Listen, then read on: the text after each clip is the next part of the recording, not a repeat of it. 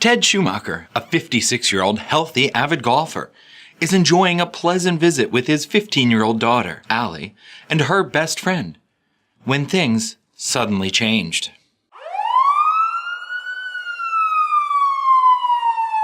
I remember he went into the other room because I guess his back was hurting, and he laid down, and he said something was wrong, and he asked us to call 911. 911, what's your emergency? An ambulance has been dispatched and is on the way.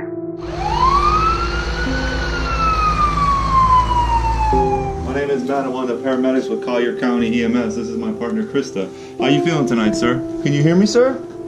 All right, Mr. Schumacher, we're going to get you ready to go to the hospital. Have the doctors take a look at you, all right?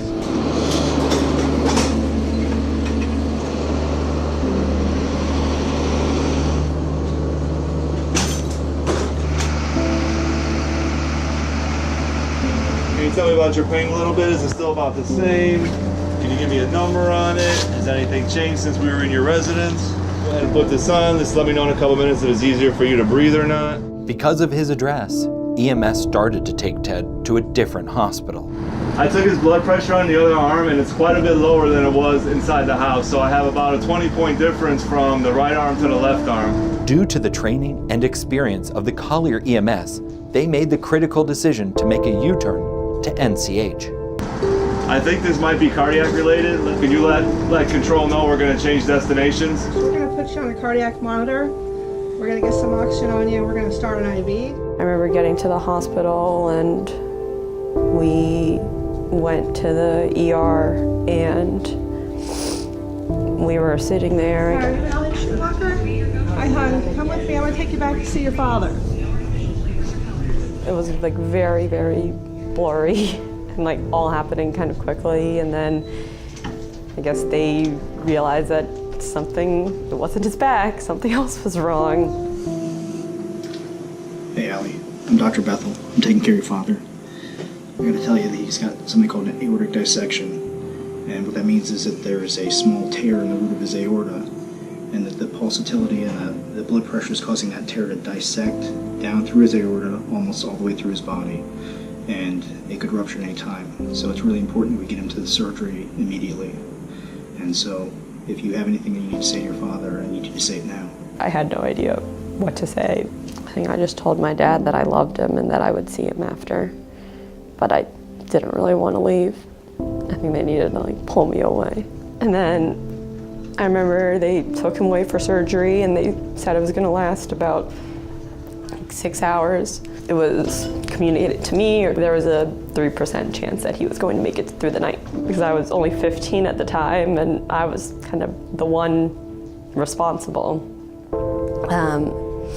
And I remember thinking, like, my dad needs to be there at my wedding day. What would I do if he actually was gone? Like, I still can't.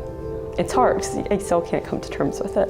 Aortic dissection without immediate surgery, rupture can be imminent. For aortic rupture, death occurs immediately 75 to 90% of the time.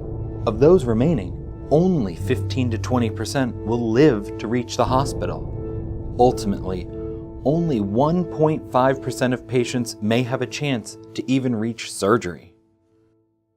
I woke up one morning and I'm lying in the hospital bed, not sure why I was there.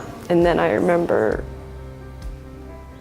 the surgeon taking us back, like letting him know that he had come out of surgery, but to kind of like be aware of when we went back to see him in ICU that like things would be a little different. It was very weird going back, but I think at the time I just like didn't even understand the intensity of it, or like even how like rare it was that he actually survived. The odds were against me of that happening.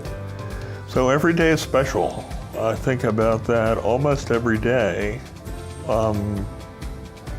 Very aware of how lucky I am to be here. My daughter just got married last month, so that was obviously very special. And at the wedding, he said, like, I'm so lucky to be here. And just realizing that, like, made the day so much more special.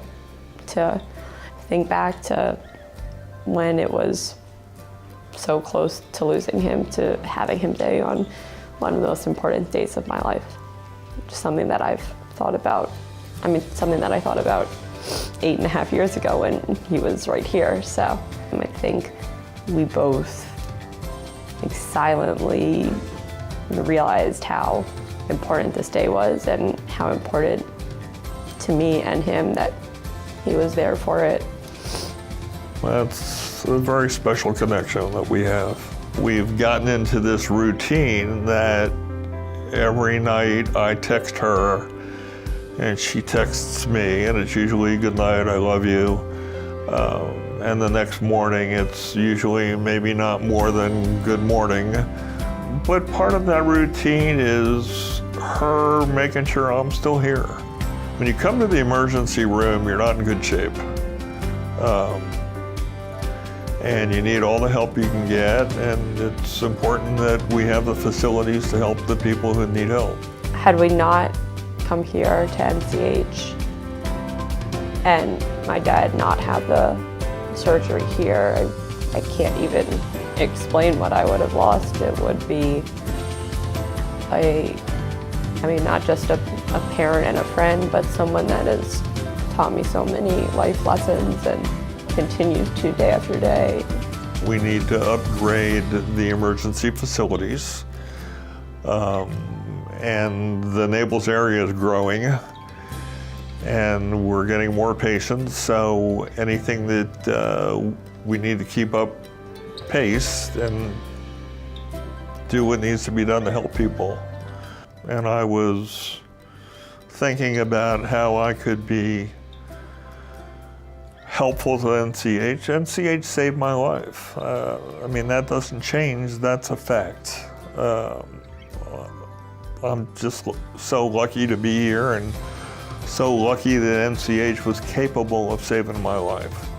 But I will tell you that I am very thankful not only of NCH, but the EMT guys. And when I see these guys on the street, I walk up to them and I shake their hand and I thank them and I tell them they saved my life.